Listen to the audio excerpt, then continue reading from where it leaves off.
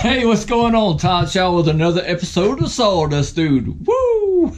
Hey, I appreciate you watching. Listen, today we got a little today we've got a little workshop project. It's raining outside, so can't be on the job site. So here we are. Always got something going on. So need some footstools around my house, you know, and just want something different.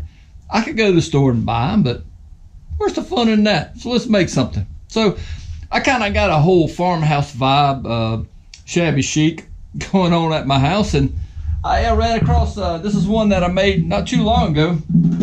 It's an old milk carton, or milk crate, and from a dairy here somewhere in Virginia.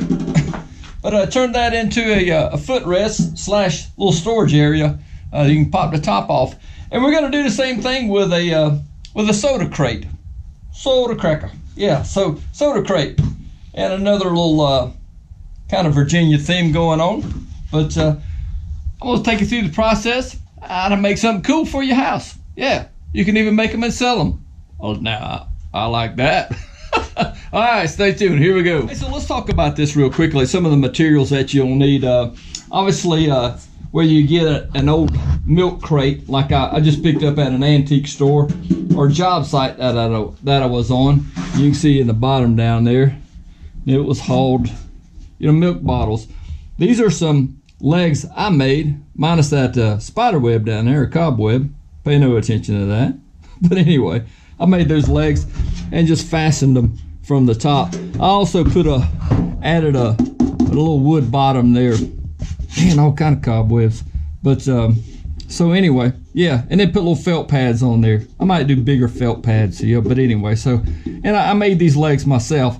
Now, if you're not into making legs and all that stuff, here's a soda crate, Coke or a Pepsi, whatever you can find. And I picked it up at, I bought this one for $30. They'll run you anywhere from, you know, 30 bucks to 60 bucks, 75 bucks. If you want a Coke or a Pepsi or a brand name, something like that, Dr. Pepper, how about that? So you can pick those up at an antique store or look on like a Facebook marketplace. You can see them for sale. I also added a little bottom to that. I went to Lowe's. You can go to Lowe's or Home Depot and purchase these little feet here. And I was just going to save myself some time, so I stained these out. It's got the little threaded spot there. Really not going to use that because I want to screw it from the top, but I will drill a hole so it will receive that. So because these things can be a little bit flimsy, I just secured that up with a piece of plywood in there. Once again, this is just like scrap pieces I had laying around.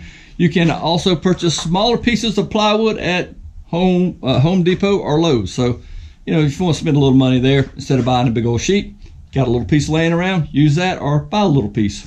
That'll work too.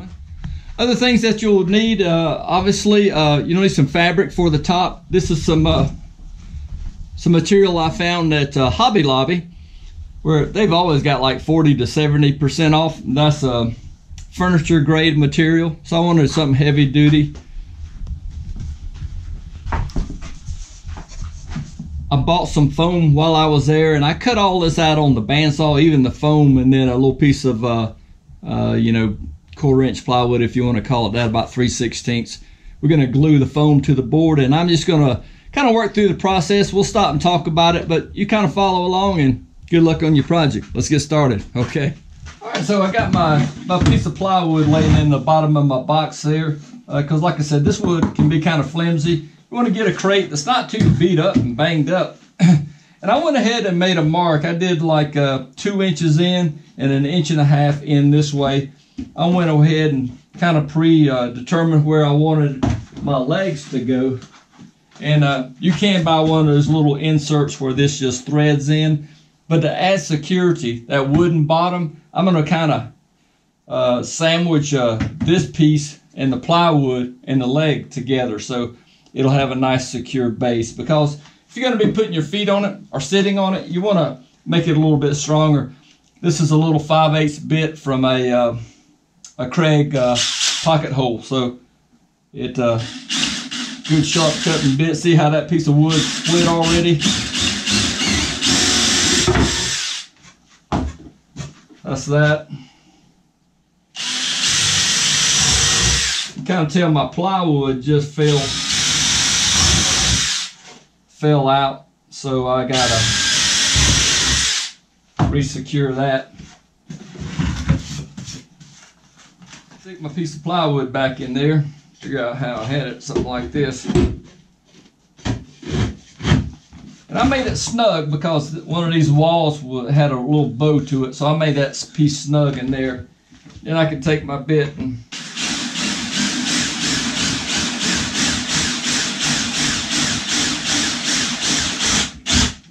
make sure your fingers aren't in the way.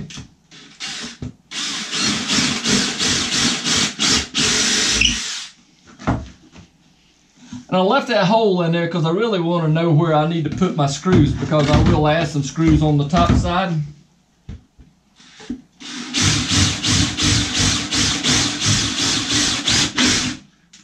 Put a little glue on top of my legs here. The furniture legs, that is. Got some 1.5" screws. It's more like Craig's pocket screws. You can kind of start one by the hole here.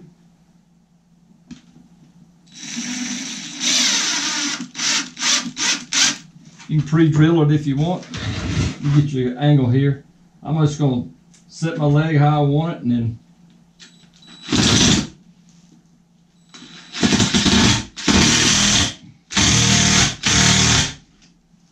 there you go. Just like that. A little twist.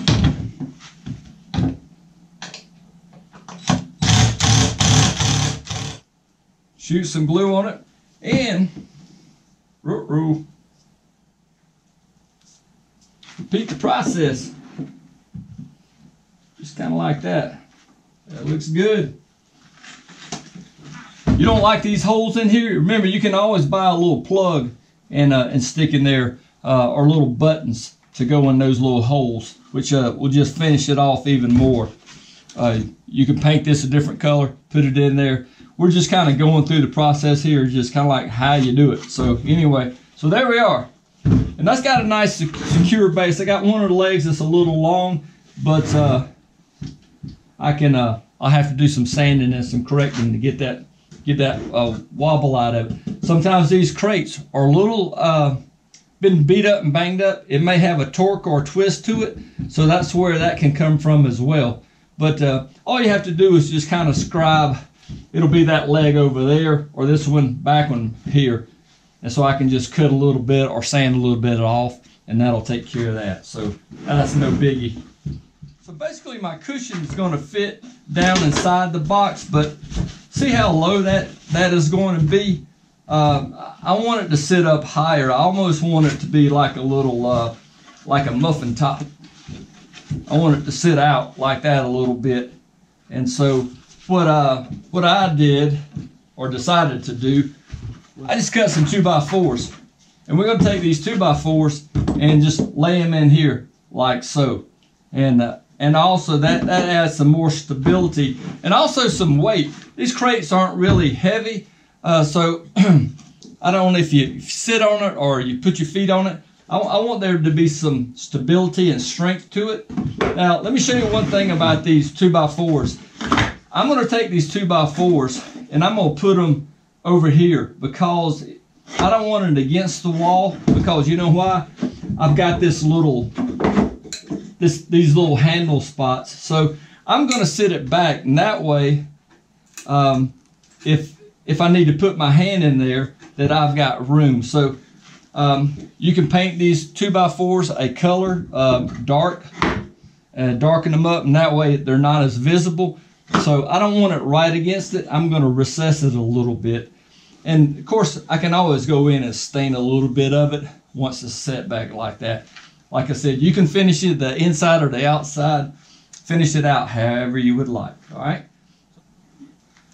Pop a little tight bond glue on there. I'll get them lined up past my screw heads. That way, there's another good thing about that. I don't want to put these blocks on top of my screws, because if I ever need to replace one of these, you can always, this is a good idea to screw stuff, but you know, once that glue sets up in there, kind of adds a lot of strength to it. Now I'm just going to countersink these a little bit.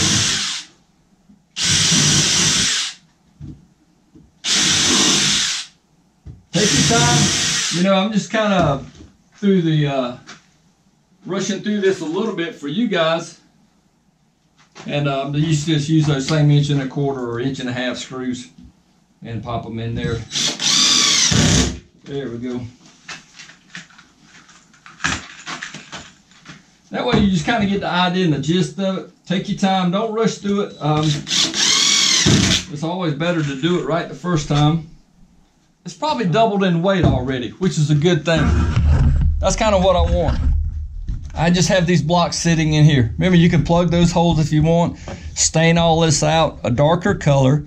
You can use, have somebody color match this bluish gray. Do the inside that color as well. All those things.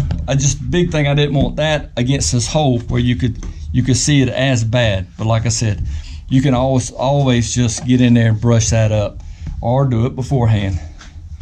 Let's do now on to the cushion part. So my cushion box is going to go in there like that, and I've got my foam, which is already pre-cut. I'm going to show you how I did that. You'll see a video right now of it, like going through the bandsaw. If you don't have a bandsaw, a nice sharp knife, and cut it that way. I've seen people use like a turkey cutter, a carving knife. And see how that sits above now, and that's the look I'm going for, to have like a little muffin top. And I can just squish my fabric down in there. Squish, you say that? Okay, all right.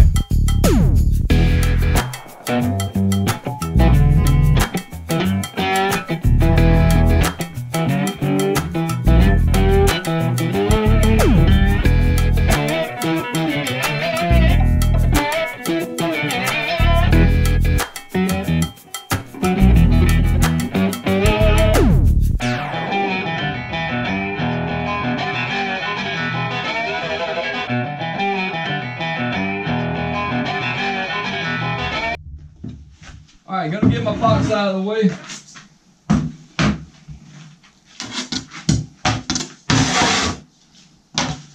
I am going to take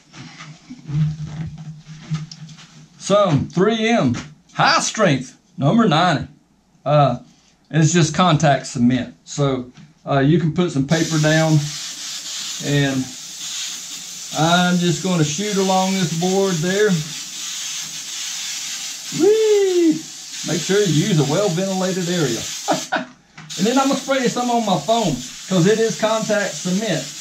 It has to make contact with each other. And you can control this pretty well, so don't worry about overspray so much. When you're a trained professional like me, hardy, hard. Yeah. Now we're going to let that sit up a little bit. You'll see it getting all bubbly and everything. And I just want that to stay in place. That way, if you're putting your feet on it, everything's not shifting around.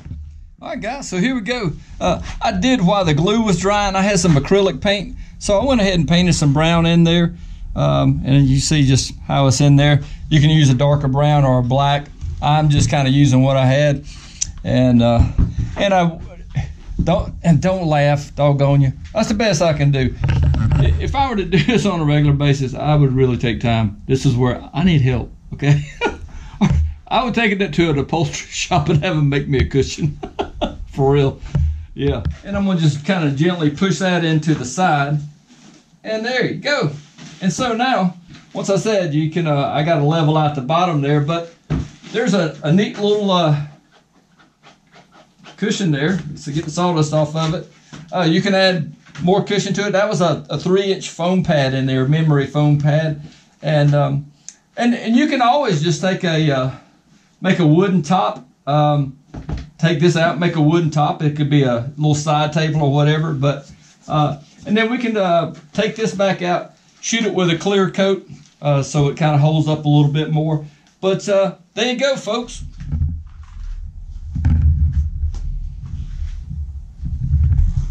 So there you go. Hey, quick and easy way to make some very cool and unique footstools.